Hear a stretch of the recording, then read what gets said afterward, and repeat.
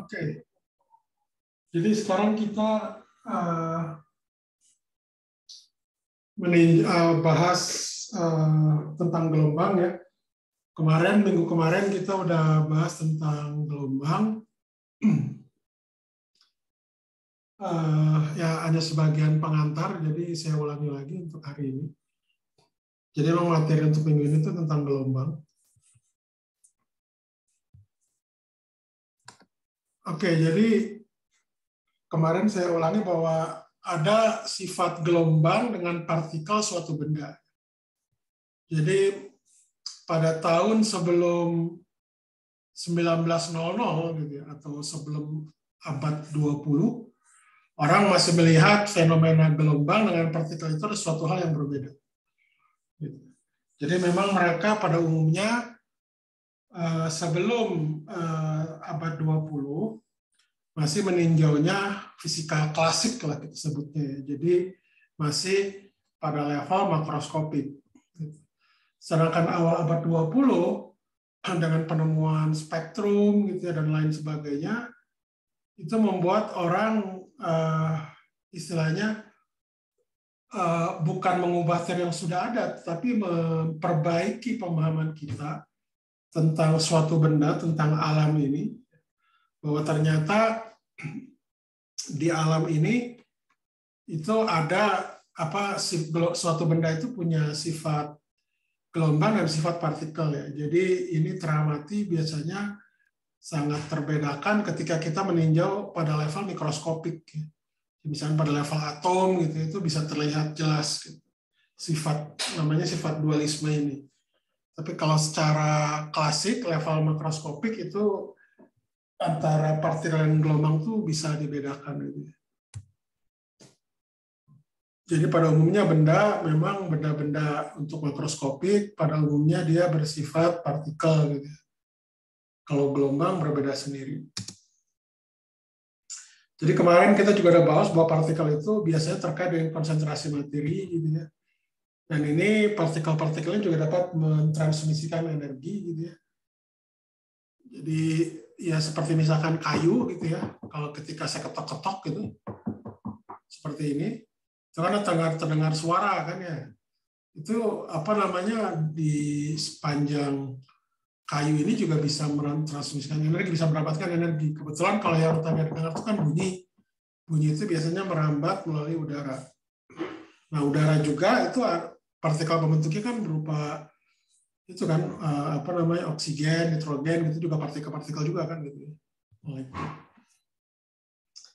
Kemudian ada gelombang, ya gelombang itu biasanya distribusinya lebih lebar dibanding dengan partikel, terus dia pada umumnya dia mengisi ruang secara umum. Jadi istilahnya terdistribusi lebih lebar dari ujung ke ujung gitu ya. Kalau partikelnya bersifat lokal. Dan dia dapat menjalar. Jadi kemarin ini udah.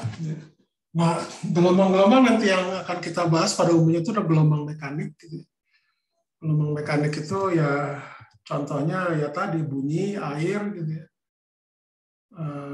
Itu dia perlu medium untuk merambatkan atau menjalar gitu. Ini di gelombang air, misalkan tadi ini di atas ini adalah gerak air naik turun terus bunyi gitu ya. Udara gitu ya, bisa bicara ini itu termasuk bunyi gitu ya. Kemudian gelombang stadium itu orang bergerak naik dan turun. Itu biasanya kalau Anda suka nonton bola gitu ya, ketika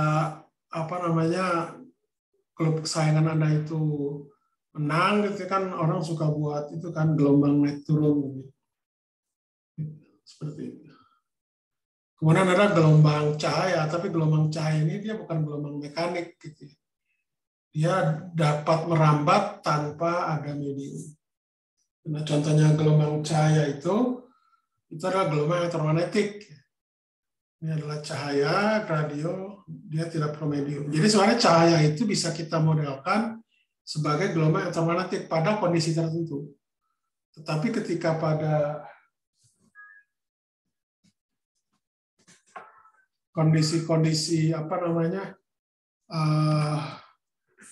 yang khusus gitu ya, itu tidak bisa kita modelkan dengan gelombang elektromagnetik.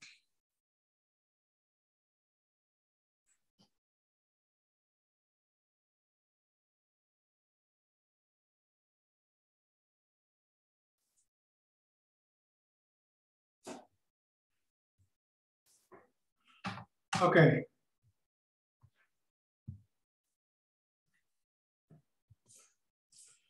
Kemudian yang disebut namanya gelombang materi, tapi itu yang tadi kita sebut itu apa terkait dengan sifat dualisme partikel gelombang.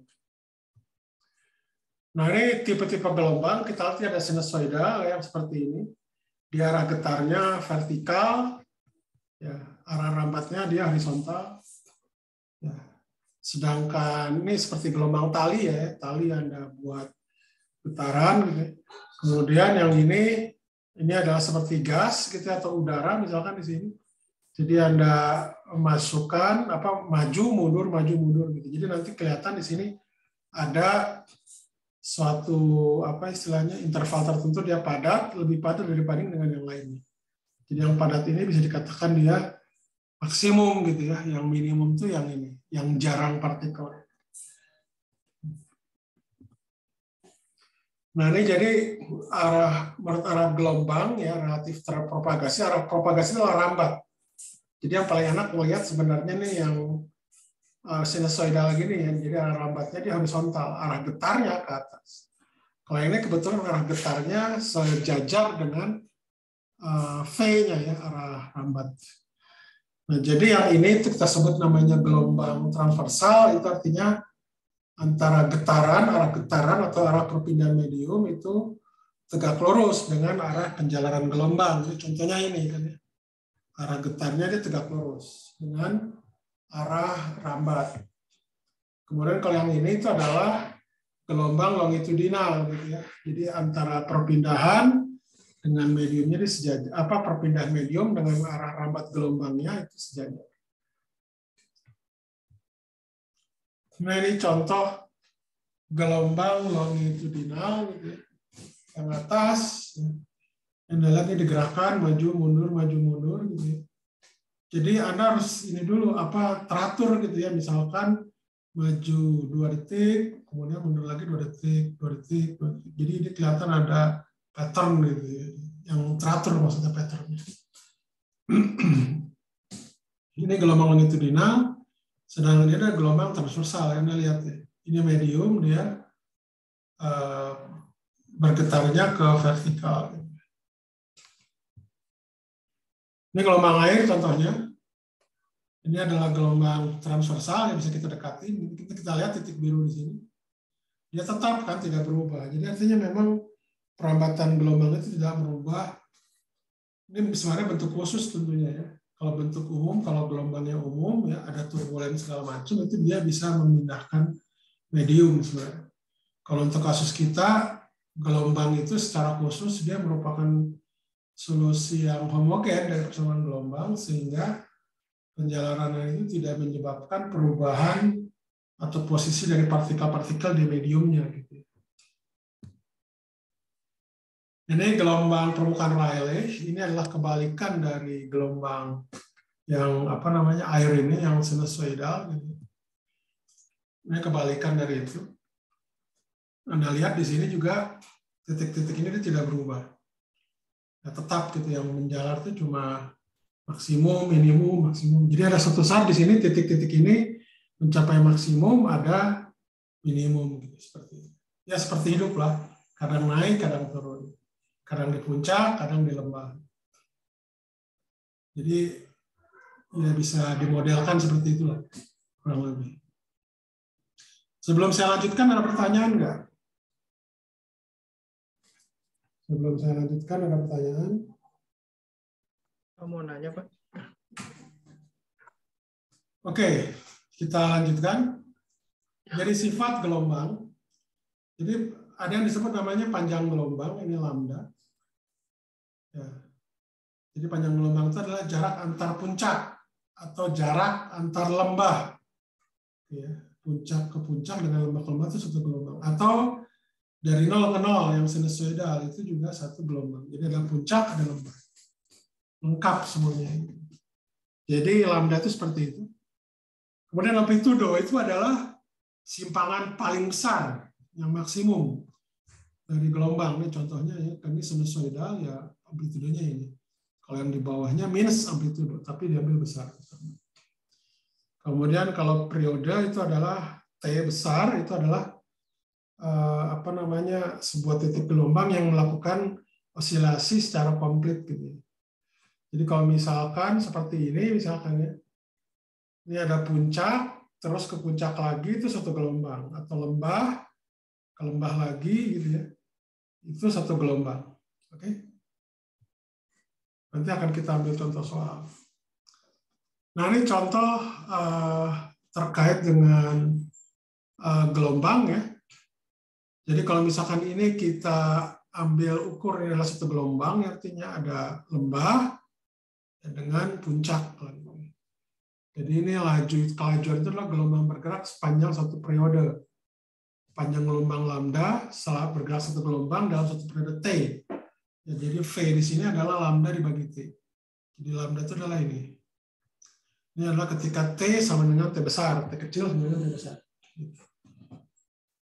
Jadi kalau misalkan di sini, ya, ketika T baru seperempat dari T besar, itu dia baru memang seperempat. Kemudian ketika dia itu setengah, dia akan melajukan puncaknya secara penuh. Kemudian 3/4 ada muncul lembah, ya, kemudian komplit ya dari 0 ke 0. Jadi ini satu periode. Jadi lambda itu sama dengan V kali T, di mana V itu adalah kecepatan rambat. Dan T di sini adalah sama dengan 1/F, ya, di mana F itu adalah frekuensi. Yang sama dengan 1/T besar, satuannya hertz atau per detik.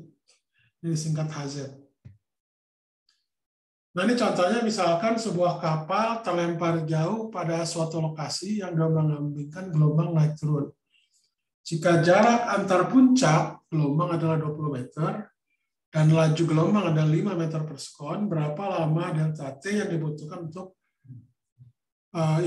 kapal untuk bergerak dari puncak ke dasar lembah, dari puncak ke dasar lembah. Ini gimana nih? Coba Anda pikirkan. Gimana nih menurut Anda? Delta T yang dibutuhkan untuk kapal bergerak dari puncak ke dasar lembah. Kalau dari puncak ke dasar lembah itu berarti berapa gelombang, berapa lambda?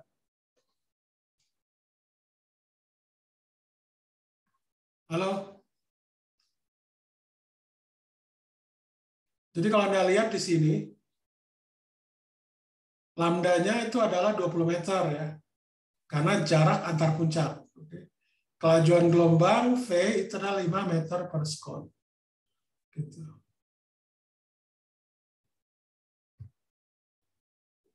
Apalagi nih? Jadi ini diketahui V sama dengan lambda per T besar. Di mana T besarnya itu adalah satu periode. Jadi periodenya di sini adalah tinggal ini aja, 20 dibagi 5 ya, sama dengan 4 second. Nah, berarti apa nih? Delta T-nya sama dengan apa?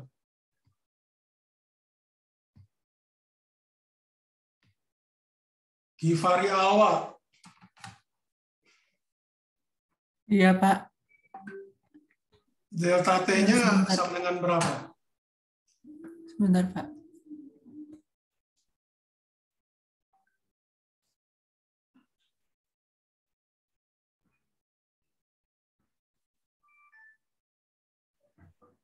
Gimana, belum beres atau gimana? Iya, Pak. Delta T-nya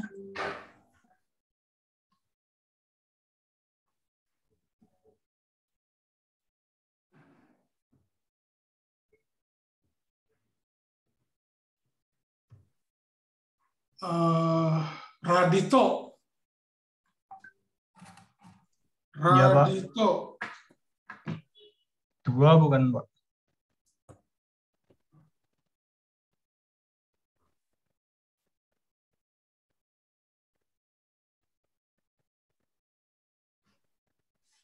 Ya, 2 ya, betul ya.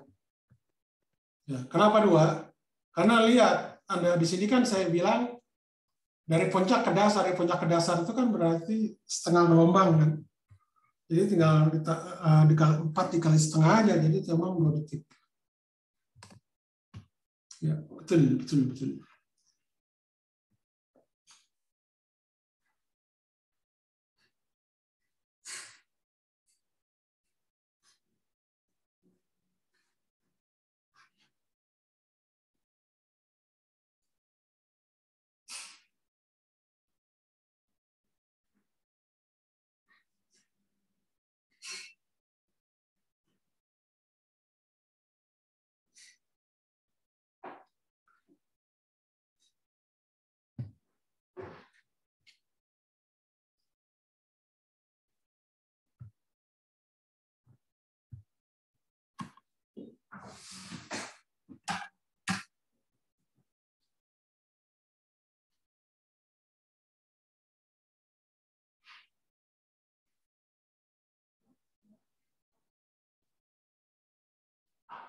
Oke, saya lanjutkan ya.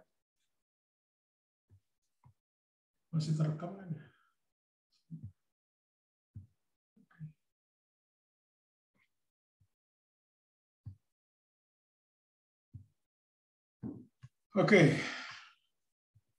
Oke, selanjutnya misalkan contoh ada gelombang bunyi ya, gelombang bunyi itu di udara. Ya ini sebenarnya kurang lebih sekitar 300 lah ya, 350-an meter per sekon. Ini diambil yang 300 aja. Kemudian laju cahaya di udara ya itu ya kurang lebih sekitar 300 juta meter per sekon. Jadi 1 juta kali kecepatan yang kalau Anda lihat ya, bunyi dengan cahaya.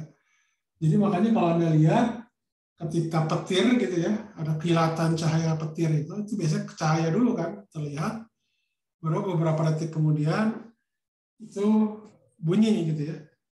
Jadi karena bunyi itu dia lebih kecil, jauh lebih kecil dibanding dengan kelajuan cahaya.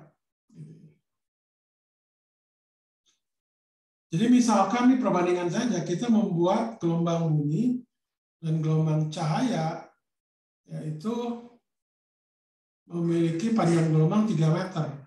Jadi kalau Anda lihat, jadi pertanyaan berapa rasio frekuensi cahaya terhadap bunyi. Jadi sama-sama pakai rumus ini, V sama dengan lambda per T, gitu ya, di mana F sama dengan 1 per T. Nah, F di sini sama dengan V per lambda, jadi lambdanya diambil 3 meter sama.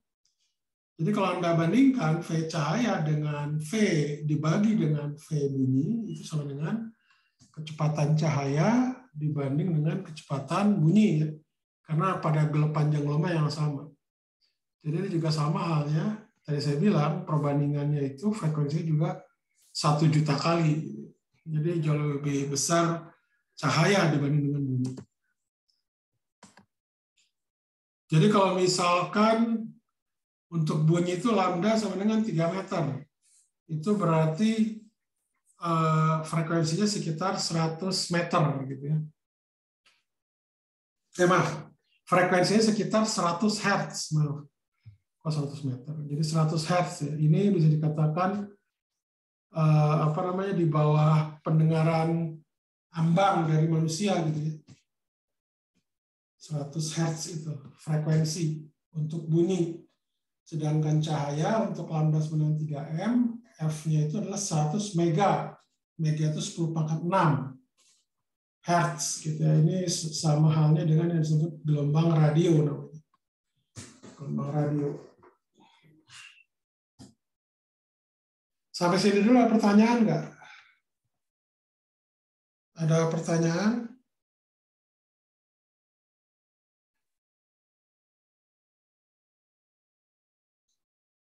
Ada pertanyaan?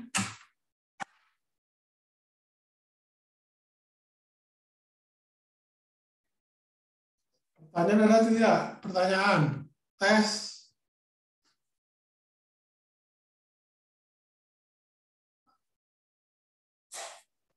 Belum ada, Pak. Ada? Oke, saya buat pengumuman ya sebentar. Untuk PR modul 7 itu sudah saya upload di Teams gitu ya. Jadi seperti biasa 6-8 itu di Teams dikumpulkan Kamis. Untuk yang apa namanya 9-10 itu di EduNext.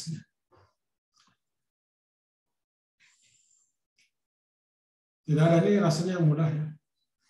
Nah ini kemudian kalau kita tahu microwave ya, jadi microwave ini juga dia menggunakan gelombang yang disebut gelombang microwave yang panjang gelombangnya 3 cm. Tapi secara khusus karena microwave ini bentuknya kan kayak kotak yang kita sebut cavity namanya, itu dia biasa kita pakai namanya gelombang berdiri. Tapi gelombang berdirinya itu menggunakan gelombang elektromagnetik. Jadi yang ininya microwave frekuensinya. Bukan frekuensinya ya, frekuensinya giga. Ya kita nyebutnya microwave ini. Sebentar.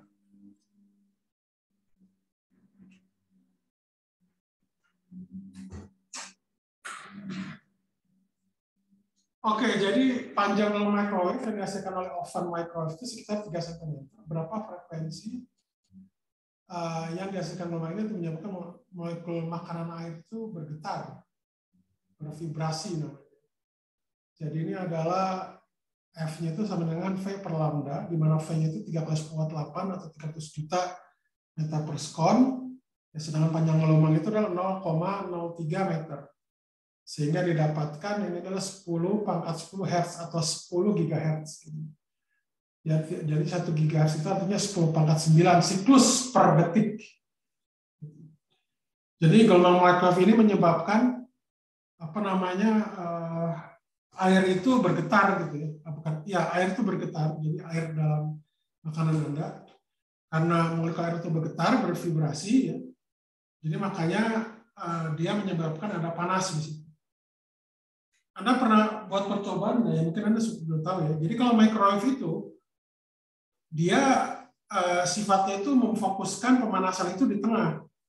Jadi istilahnya kalau microwave itu berbeda dengan kompor ya. Kalau kompor itu atau ya dengan menggunakan gas itu kompor api, itu kan dia pemanasan itu mulai dari luar kan ya, dari luar.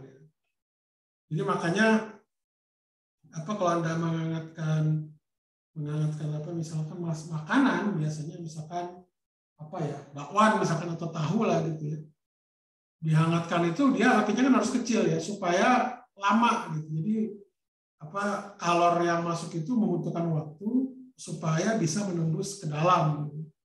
Itu butuh waktu misalkan 5-6 menit gitu ya. Anda goreng dengan api kecil bahkan lebih ya. Saya goreng tahu aja misalkan saya keluarkan dari kulkas itu bisa sekitar 6-8 menit untuk goreng pakai api kecil untuk panasnya merata hingga ke dalam. Tapi kalau dengan menggunakan microwave itu cuma mungkin kurang dari 1 menit, 40 detik aja sudah panas. Kenapa? Karena dia memfokus pemanasan itu mulai dari dalam, bisa dari tengah. Jadi makanya kalau Anda lihat karena menghangatkan makanan misalkan seperti apa ya, spaghetti biasanya. Itu yang panasnya itu dari dalam dulu. Baru dia menyebar akan keluar. Dan itu bisa lebih cepat kan. Jadi istilahnya kalau Anda istilahnya mau mematikan virus, ya misalkan sekarang itu virus COVID, gitu, microwave aja 1 menit, itu udah panas. Gitu. Apalagi yang menyebabkan 10 pangkat 9 getaran per detik. Gitu. Molekul air ya. Itu air yang lebih sederhana. Kalau molekul kompleks seperti virus itu biasanya jauh lebih kecil ininya. Mungkin di bawah 1 MHz kali ya untuk dia itu bergetar. Kalau di 1 giga itu kan termasuk cukup tinggi. Jadi makanya untuk mematikan virusnya memang lebih cocok pakai microwave sebenarnya. Jadi air aja bergetar sampai panas, apalagi cuma protein molekul gitu. Jadi sebenarnya lebih aman Anda memanaskan makanan itu menggunakan microwave dibanding dengan kompor.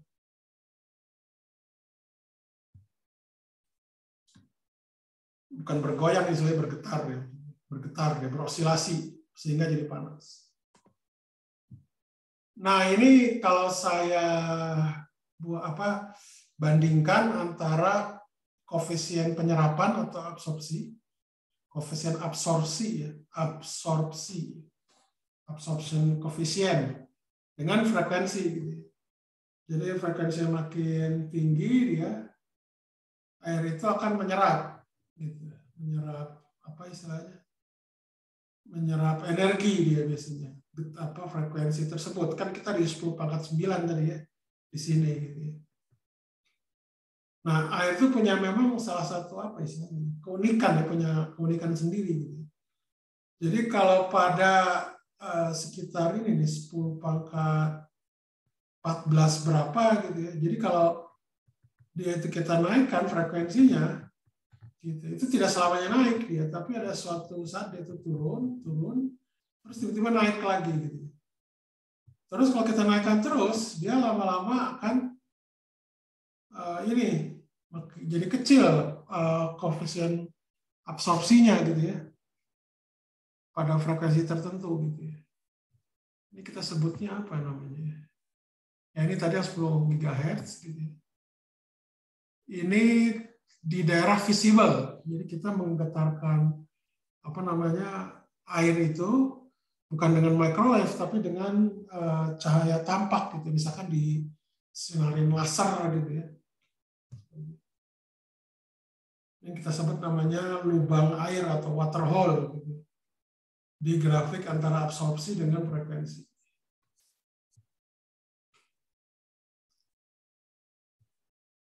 Oke, nah di dalam kuliah ini nanti ya, kita biasanya menggunakan fungsi gelombang itu kita nyatakan dengan finish sinusoidal. Jadi sinusoidal itu bisa sinus, kebetulan di sini sinus, bisa cosinus. Oke. YM itu kita sebut juga amplitudo ya, amplitudo. Kemudian KX kurang negatif itu kita sebut fasa. Kalau ada tambah V-nya di sini di dalam berarti itu beda fasa. Kemudian K itu adalah bilangan gelombang yang besarnya 2pi per lambda. Jadi kemudian kalau omega itu adalah frekuensi sudut namanya. Jadi 2pi radian sama dengan 360 derajat. Jadi kalau ada perubahan fasanya delta X itu jadi lambda, jadi dalam satu gelombang itu berarti fasanya akan bertambah 2pi gitu ya. Seperti itu. Kemudian untuk omega itu adalah 2pi per T atau sama dengan 2pi kali F, ini kita sebut namanya frekuensi sudut. Jadi kalau ada delta T itu adalah satu periode, maka fasenya itu bertambah 2pi. Artinya fungsinya itu tetap. Nah ini misalkan contoh, tuliskan persamaan gelombang sinusoidal transversal yang menjalar pada tali dalam arah plus Y dengan bilangan gelombang 60 cm per centimeter, periodenya 0,2 detik dan amplitudenya 3 mm. Jadi ambil arah Z sebagai arah transversal, jadi ini arah getar ya. Jadi gelombang sinusoidalnya sinusoidal ya, berarti bisa sinus atau cos ya. Sepertinya di sini nanti akan diambil sinus gitu ya.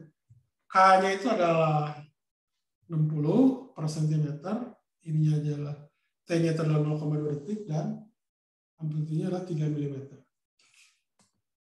Jadi dihitungnya itu adalah 2 omega itu adalah 2pi per T. Itu adalah 0,2 detik, jadi didapatkan omeganya di sini adalah 10pi per second. Atau 10pi hertz gitu ya. Kemudian atau radian per second juga bisa. Kemudian ZY, T-nya jadi artinya ini bilangan gelombangnya kan 60 ya per centimeter, berarti 60 per centimeter kali Y dikurangi 10 pi S-1 kali T. Sedangkan amplitudenya itu adalah 3 mm. Nah, kemudian kalau kita menghitung berapa laju transversal maksimum pada tali, jadi ini artinya jadi sinusoidal tapi arah getarnya ya, arah getarnya ini tanya arah getar. Jadi arah getarnya itu sepanjang sumbu Z. Jadi sumbu Z Ya, jadi kalau Anda turunkan fungsinya, didapatkan seperti ini. Di mana laju maksimumnya itu adalah tinggal omega kali Zm. Omega itu adalah 10 pi gitu ya. Sedangkan Zm-nya amplitude itu adalah 3 mm. Jadi nanti didapatkan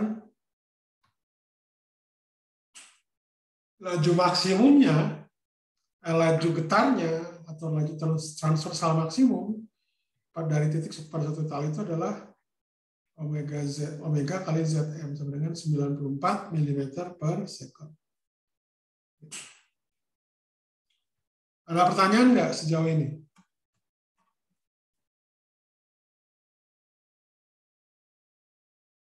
Ada pertanyaan?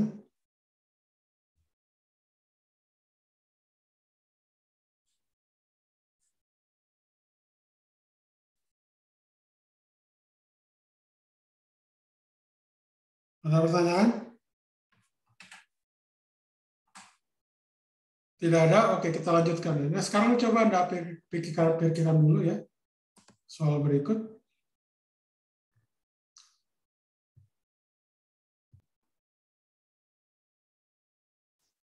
Oke, ada yang sudah belum mengerjakan?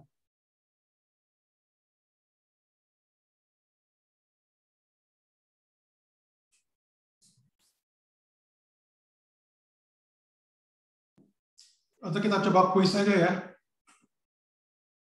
Kita coba kuis 10 detik aja.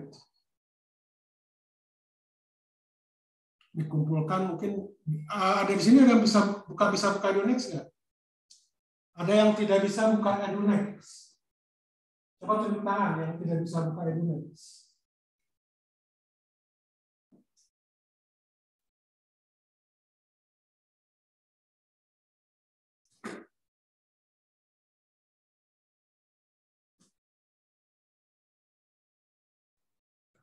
Pak, maaf Pak, saya tidak bisa mengakses Edunex. Tidak bisa ya? Yang lain gimana? Bentar. Edunex memang Edunex.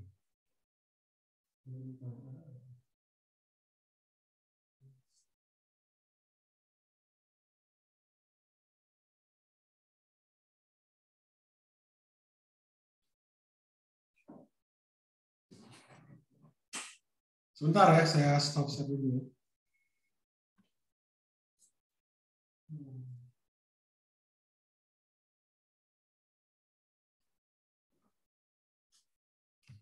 Bentar ya, saya coba internet.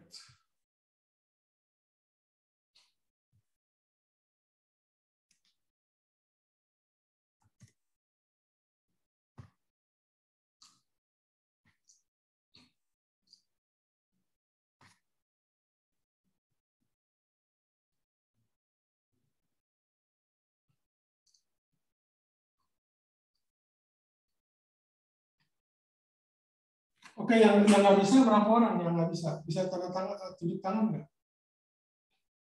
Yang tidak bisa buka Edunex. Siapa aja? Tolong tunjuk tangan.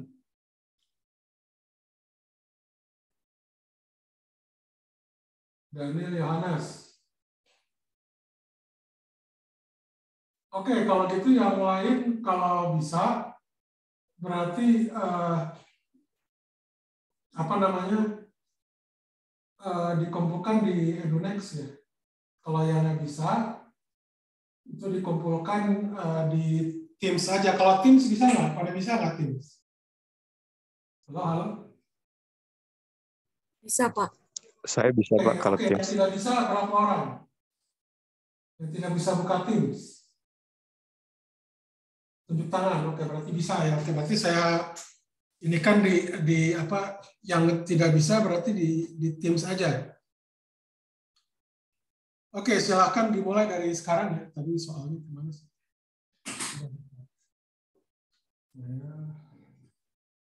Saya ini dulu.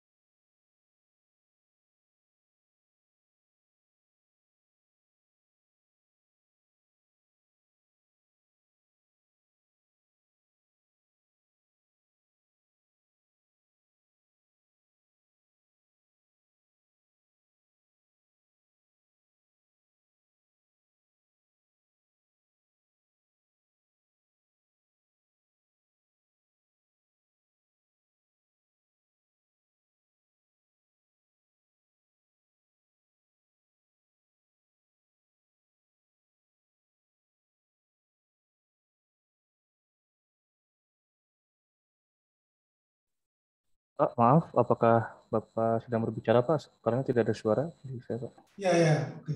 Sorry. Oh ya, oke. Sorry. Ya, tadi saya mute ya. Bentar. Ini udah oke. Ya, jadi ini adalah gambar ya. Jadi ini adalah apa istilahnya gelombang square atau gelombang kotak. Jadi ada kotak maksimum, ada kotak minimum. Nah, apa gelombang kotak ini itu bisa kita dekati dengan deret Wii. Ini kebetulan yang ini kan deret Wii atau ya pakai transformers Wii juga bisa, tapi kalau transformers Wii bisa smooth. Nah, agak kasar pendekatannya biasanya deret Wii ya, tapi deret Wii-nya ini terbatas gitu sampai berapa ribu deret gitu misalnya. Nah, ini contoh pendekatan ya, jadi sinus, bagaimana sinusoidal itu bisa menjadi apa namanya gelombang kotak seperti ini gitu ya. Ya ini nanti mungkin Anda pelajari ketika Anda nanti udah di semester 3 gitu ya. Saya hanya menceritakan bahwa semua gelombang itu bisa kita nyatakan dengan bentuk sinusoidal.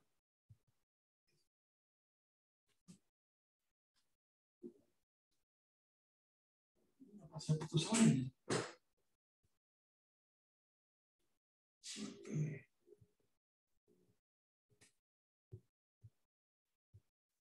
Nah ini contohnya misalkan gelombang gerigi gergaji gitu ya. Ini Anda lihat ya bisa kita nyatakan dengan gelombang sinusoidal gitu ya. Jadi gelombang sinusoidal itu sebagai basis lagi. Kemudian ini yang disebut namanya sin, fungsi sin atau fungsi sin x per x lagi. Itu juga kita bisa nyatakan dengan sinusoidal gitu ya. Sin x atau dikatakan apa namanya gelombang pulsar. Oke, jadi untuk kasus-kasus seperti yang ini dia gelombangnya gelombang campuran nih. Kalau yang ini kita nyebutnya gelombang monokromatik. Monokromatik itu kenapa? Karena dia cuma satunya satu frekuensi dan satu panjang gelombang gitu. Itu monokromatik. Jadi dia tertentu gitu. Kalau yang ini itu dia bisa banyak. Ya bahkan lambdanya itu bisa fungsi dari omega, itu bukan monokromatik gitu. Kalau di sini dia lambda dengan omega itu sama-sama punya satu nilai gitu. Jadi monokromatik. Nah, jadi apa namanya? Kalau V di sini itu sama dengan omega per K, itu yang kita sebut namanya kecepatan rambat gelombang. Kalau yang bentuknya seperti ini, ya sin Kx kurang omega T itu dia berarti V-nya lebih besar dari 0 dan dia bergeraknya dari kiri ke kanan. Kemudian kalau yang plus itu berarti V-nya minus, gitu, dan dia bergerak biasanya dari kanan ke kiri. Itu aja sebenarnya. Jadi laju gelombang itu adalah konstanta yang bergantung pada medium, jadi dia bukan amplitude. Jadi panjang gelombang atau periode gitu ya. Jadi hanya bergantung pada medium, bukan pada amplitude, ya, tapi dia bergantung pada panjang gelombang atau periode. Seperti tadi yang sudah dijelaskan. Nah, kebergantungan V pada medium itu dinyatakan dengan ini. Contohnya seperti gelombang tali itu adalah akar dari tau per mu, di mana tau itu adalah tegang tali, dengan mu itu adalah rapat tali. Penurunannya bisa seperti ini. Jadi kalau misalkan saya menentukan suatu gelombang lah katanya yang bentuk unggukan seperti ini adalah gelombang transversal kan ya. Arah getarnya ke atas vertikal, lajunya ke kanan. Yang horizontal. Ya. Jadi bentuk undukan seperti ini atau katakanlah puncak gelombang seperti ini itu secara infinitesimal itu bisa kita dekati dengan lingkaran gitu ya, dengan jari-jarinya R gitu ya. Di sini ada F yang merupakan gaya tegang tali dan juga di sini ada mu yang disebut namanya rapat massa. Rapat massa.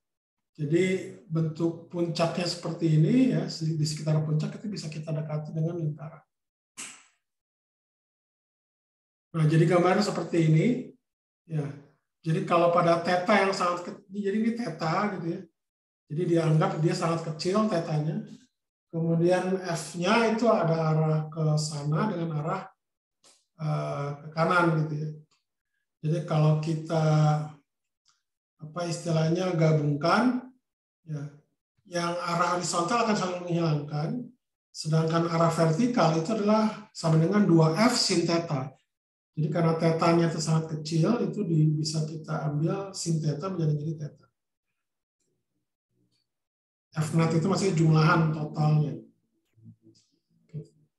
Sedangkan kita tahu bahwa M di sini itu adalah kalau di sini theta, jadi di sini adalah 2 kali theta, sehingga massa M-nya di sini itu adalah 2 theta kali R kali mu. Ini, apa namanya massanya. Jadi kalau kita dapatkan ini adalah menggunakan torsi gitu ya. Menggunakan hukum 2 Newton ya, bahwa apa namanya gaya itu sama dengan M kali A, jadi mass itu adalah 2 kali F theta, ini adalah M kali V kuadrat per R. Jadi dianggap dia gerak melingkar, jadi didapatkan F ini sama dengan mu V kuadrat. Jadi ini nanti bisa kita dapatkan V-nya itu sama dengan akar dari F per mu. Jadi kalau Anda lihat, kalau mu-nya itu makin rapat, makin besar, jadi benda apa namanya talinya itu makin rapat, kerapatan massanya, kecepatan rambatnya dia akan makin kecil. Atau kalau mu-nya itu makin kecil, V-nya akan makin besar gitu. Itu aja. Jadi kalau mu-nya itu makin kecil bisa kita analogikan sebagai misalkan gas-gas yang rapat massanya atau medium yang apa namanya indeks biasnya itu kecil gitu ya. Kalau yang besar itu indeks biasnya besar. Atau kerapatan massanya besar gitu. Seperti itu. Nah, jadi didapat V di sini adalah akar F per mu. Jadi kalau tegangan itu makin besar, laju bertambah. Jadi kalau tali itu semakin berat, itu laju semakin berkurang. Jadi ini bisa kita analogi seperti medium lah ya gitu. Ada kalau misalkan rapat massanya itu makin besar, itu berarti mediumnya itu makin rapat. Kalau mu-nya makin kecil, itu berarti mediumnya itu makin longgar.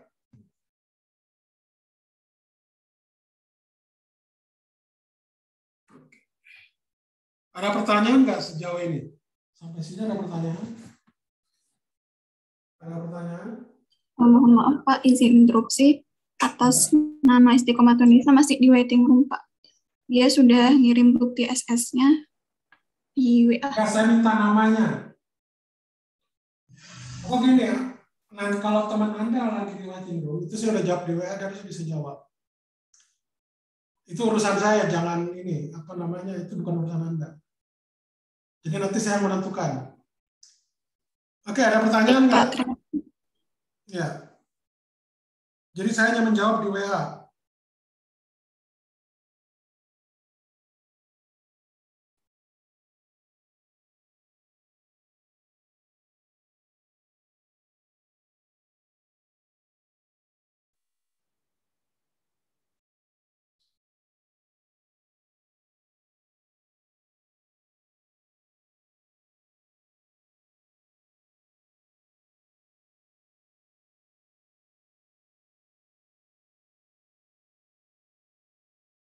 Tapi di sini dia belum masuk.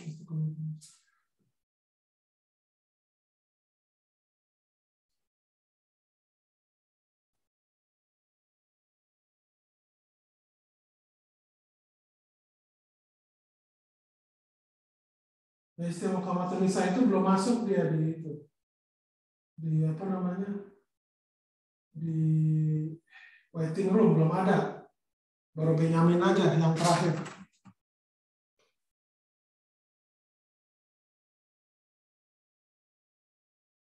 Oke, nanti saya inikan aja.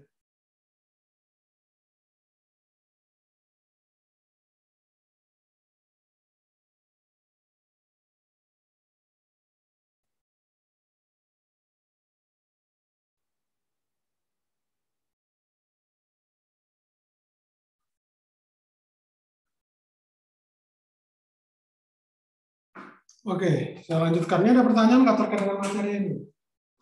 Ada pertanyaan? Pertanyaan? Tidak ada. Oke, kita lanjutkan. Oke, ini daya gelombang. Jadi karena gelombang itu merupakan peristiwa penjalaran energi. Jadi namanya energi itu juga dia punya daya. Gitu. Jadi Jadi karena gelombang itu menjalar pada medium, jadi medium itu jadi ada seperti transfer energi gitu, pada medium gitu, sebagian dari bagian medium ke medium yang lain gitu. Karena medium itu kan sebenarnya terdiri dari atom-atom gitu ya. Seperti itulah kurang lebih. Nah, jadi bagaimana menghitung daya ini bisa kita inikan. Jadi kalau daya gelombang itu ya Anda bayangkan ya tali sebagian kiri itu kan ada dinaik turunkan gitu ya. Jadi otomatis kan ada usaha dari orang yang berusaha menggetarkannya itu gitu. Itu kan ada energi di situ. Jadi ininya P di sini itu adalah V didotkan dengan V. F didotkan dengan V, maaf. Jadi F di sini itu adalah arahnya ke sini, sedangkan V itu adalah arahnya ke bawah. V di sini maksudnya bukan kecepatan rambat ya, tapi kecepatan getar. Jadi kecepatan getar yang atas bawah, bukan yang horizontal. Mohon maaf. Jadi makanya di sini V itu jadi itu dalam arah sumbu Y gitu ya. Jadi daya itu sama dengan F didotkan dengan V. Gitu. Jadi ini didapatkan karena yang ke bawah itu adalah cuma vertikal saja, berarti yang ininya adalah F-nya sama dengan minus F sin theta. Kalau yang horizontalnya karena kan ini saling tegak lurus ya antara V dengan Vx-nya, jadi itu 0 yang bagian horizontalnya. Jadi tinggal yang vertikal. Jadi F di sini sebentar. F di sini ya ambil konstan ya gitu. Jadi di sini adalah Fy, jadi di sini adalah Vy. Jadi Vy itu adalah turunan dari dy per dx. dy per dt, maaf. Dy per dt.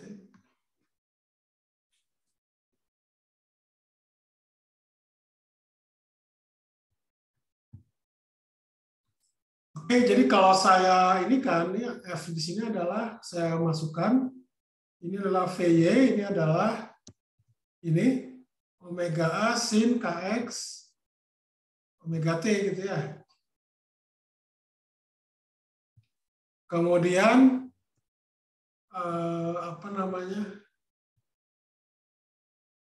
jadi theta di sini itu karena dia itu kecil, ya dari sini itu bisa kita dapatkan sini sama dengan K, maaf. Ini adalah minus Ka kali sin Kx kurang omega T. Jadi theta-nya diganti. Sehingga nanti didapatkan ini adalah omega K Fa kuadrat sin kuadrat Kx kurang omega T. Jadi karena V itu adalah sama dengan omega per K, jadi dan F sama dengan mu kali V kuadrat, maka ini saya dapatkan P sebagai fungsi dari Xt itu adalah mu V omega kuadrat A kuadrat kali sin kuadrat Kx kurang omega T. Jadi bentuk sin kuadrat ya itu bentuknya positif semua. Jadi ini cos Kx gitu ya. Kalau cos kuadrat ya sama seperti ini. Kalau ini kebetulan sin kuadrat. Itu aja. Jadi daya ini adalah Px, T itu adalah mu V omega kuadrat A kuadrat sin kuadrat Kx kurang omega. Nah, biasanya kalau P di sini itu didapatkan tidak konstan sebagai fungsi dari X dengan T, itu biasanya nanti X-nya tuh diambil 0. atau diambil pada titik tertentu, misalkan X itu titik tertentu, tidak 0, tapi karena ini fungsi sinus itu bisa kita geser, ya sama dengan halnya dengan X sama dengan 0. Sebentar. Siapa yang mau? Ntar saya mute dulu ya.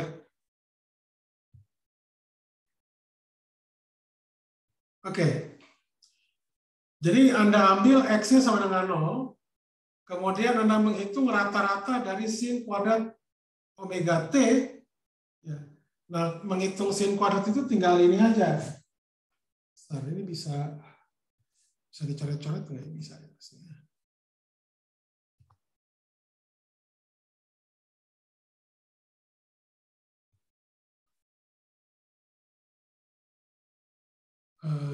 Sebentar, stop share dulu nih.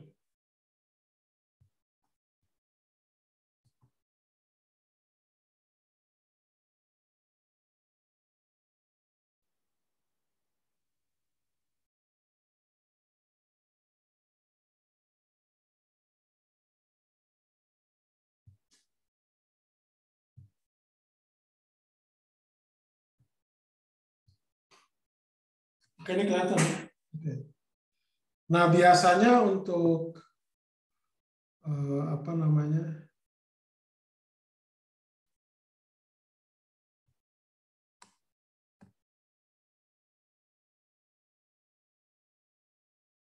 Sebentar.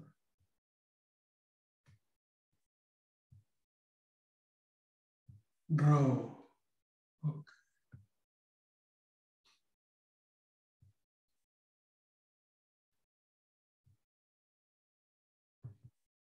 Oke ya. Jadi kita menghitung rata-rata itu seperti ini. Ini adalah biasanya kalau rata-rata itu integral 0 sampai T sin kuadrat omega T dt gitu ya. Itu dibagi 1/T gitu. Nah, ini yang sama dengan setengah. Jadi X-nya diambil sama dengan 0. Jadi kalau misalkan X diambil tidak sama dengan 0 juga sama aja. Jadi nanti Anda bisa geser apa namanya? Anda bisa geser X-nya, X tidak 0 itu ke X sama dengan 0 karena sama aja. Jadi sifat fungsi sinusoidal itu seperti itu. Jadi didapatkan P rata-rata adalah setengah mu V omega kuadrat kali A kuadrat. Nah, cara menghitung rata-rata itu seperti ini. Jadi rata-rata dari sin kuadrat omega T dt. Dalam satu periode dibagi 1/T-nya. Kalau integral, kalau rata-rata dari sin omega T sama dengan berapa? Yafi Amri. 0 ya, Pak. Ya, betul, 0. Oke, terima kasih. Oke, sekarang kita bicara tentang energi gelombang. Jadi energi rata-rata persatuan panjang itu adalah bentuknya seperti ini. Ini udah, jangan saya putus lagi. Ini kelihatan ya, oke, ini energi gelombang seperti ini. Persatuan panjang. Jadi cara dapatkan itu dari mana? Ya. Jadi seperti yang kita tahu bahwa ya tadi gelombang itu mengalir kan ya, ada daya rata-rata. Kemudian ini juga kita dapatkan daya rata-rata. Nah, daya rata-rata itu sama dengan ini. D rata-rata, DE rata-rata, di mana DE di sini adalah energi rata-rata dibagi dengan DT. Karena V itu sama dengan kecepatan rambat, itu sama dengan dx per dt kan ya. Jadi nanti kalau saya ini kan, jadi energi rata-rata persatuan panjang itu adalah setengah mu omega kuadrat kali A kuadrat. Nah, ini contohnya misalkan sebuah tali dengan rapat massa mu 0,2 kg per meter diletakkan di atas lantai licin. Salah satu ujungnya Anda pegang dan digoyangkan ke kanan dan ke kiri 2 kali per detik dengan amplitude 0,15. Anda melihat bahwa jarak antara dua perut dari gelombang itu adalah dua perut itu berarti lembah ya. Maaf, puncak ya, maaf ini seperti ini. Jarak perut ya itu adalah 0,75, berarti ini adalah satu gelombang. Pertanyaannya adalah berapa rata-rata daya yang diberikan pada tali. Kemudian daya rata-rata ya berarti tinggal Anda masukkan ini aja. Yang setengah mu V omega kuadrat kali A kuadrat. Ya. Jadi masukkan, yaitu didapatkan ini. Jadi daya rata-ratanya adalah 0,533 watt. Kemudian untuk energi rata-rata, persatuan panjang itu tinggal Anda dapatkan ini. Oh ini dia, persatuan panjangnya. 0,355 Joule per meter. Sedangkan tegangan talinya. Nah, kalau tegangan talinya itu kan Anda udah dapatkan, itu tadi V-nya bisa kita hitung kan ya. V-nya itu berapa? 1,5 kan ya. Ini adalah frekuensinya 2 Hz. Ini Anda tinggal kalikan 0,75 V-nya, berarti ini dapat 1,5 meter per sekon. Oke, V-nya. Jadi tinggal kalikan mu itu didapatkan gaya tegangan talinya adalah 0,45.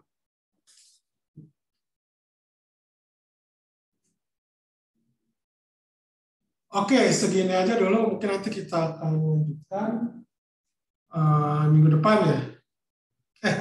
Hari Rabu ya, maaf. Salah di sini ada saya lupa. Ada pertanyaan nggak sejauh ini?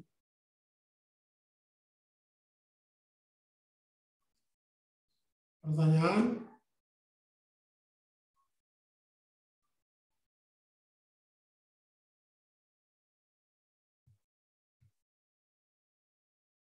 Tidak ada. Oke, sebentar ya. Ini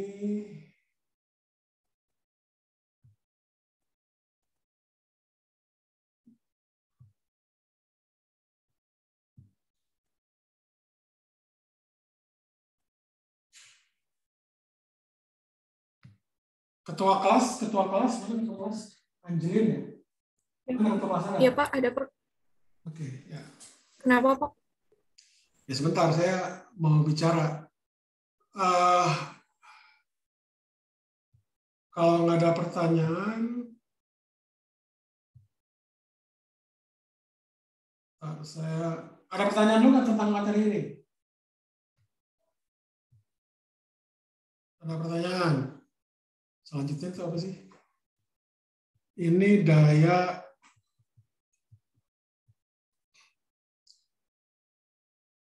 Nah ini sebenarnya, ya ini satu kali lagi aja deh, sebelum kita akhiri. Ini contoh daya gelombang ya, jadi kalau sebuah gelombang itu menjalar pada tali, amplitudenya dan panjang gelombangnya menjadi 2 kali. Berapa perubahan daya rata-rata yang dibawa oleh gelombang? 1, 2, atau 4? Alif Ahmad, Fauzan. Hadir, Pak. Ya, menurut Anda berapa itu? Jadi amplitude dan panjang gelombangnya dibuat jadi 2 kali. Perubahan rata-rata daya yang dibawa gelombang berapa?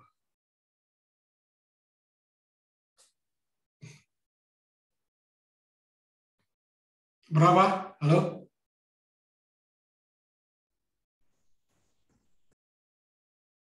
Pilihannya 1, 2, 4. Tes. Halo, Lid, berapa, Lid?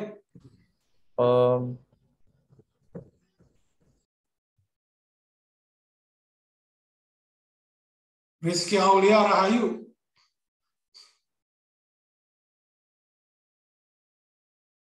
Rizky Aulia Rahayu. Rizky Aulia Rahayu. Halo.